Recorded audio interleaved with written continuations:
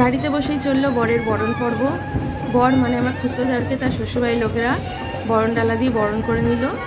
বরণের পর তাকে জল মিষ্টি খাওয়ানো হলো। বরণ পর্ব সম্পূর্ণ হওয়ার পর বর আস্তে আস্তে বিয়ে বাড়িতে প্রবেশ করলো। বরের সাথে সাথে আমরা সমস্ত বরযাত্রীরাও বিয়ে বাড়িতে প্রবেশ করলাম।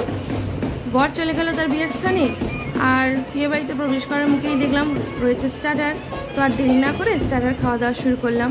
স্টার্টারের প্রথমেই আছে বেবি কর্ন, ফিশ বল, পেয়ারি কাবাব, রেশমি কাবাব, এই সমস্ত কাবাব নিলাম। আর ছিল ফুচকা স্টল, আমার ছেলেকে দিলাম ফুচকা, ছেলে ফুচকা খাচ্ছিল আর আমরা সবাই মিলে আনন্দ করে কাবাব খাচ্ছিলাম।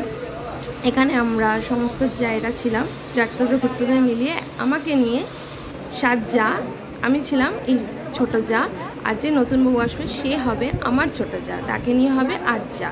আমরা খুঁড়তুদের মিলে যা। আর পরিবারের সবাই আছে এখানে। আমার শ্বশুর রয়েছে, শ্বশুর, জ্যাঠ শ্বশুর, খুড়শ্বশুর, ভাসুর, সবাই রয়েছে এখানে। আমরা পরিবারের সবাই রয়েছি। এই যে আমরা 4 জা, আরও 2 জা রয়েছেন, অন্যদিকে ছিলেন। তো পরে সেই সব ছবি আমরা বউকে নিয়েও তুলেছি, হাজব্যান্ডের সাথে ছবি তুলেছি, ছেলেকে নিয়ে তুলেছি। এই যে আমার ভাসুর, আমার শ্বশুর, সকলে মিলে আমরা এখানে ছবি তুলেছি। পরিবারের সবাই মিলে অনেক মজা আনন্দ করেছি সেদিনকে, ছবি তুললাম। তারপর আস্তে আস্তে আমরা মেন কোর্সে খাওয়া দাওয়ার দিকে চলে গেলাম।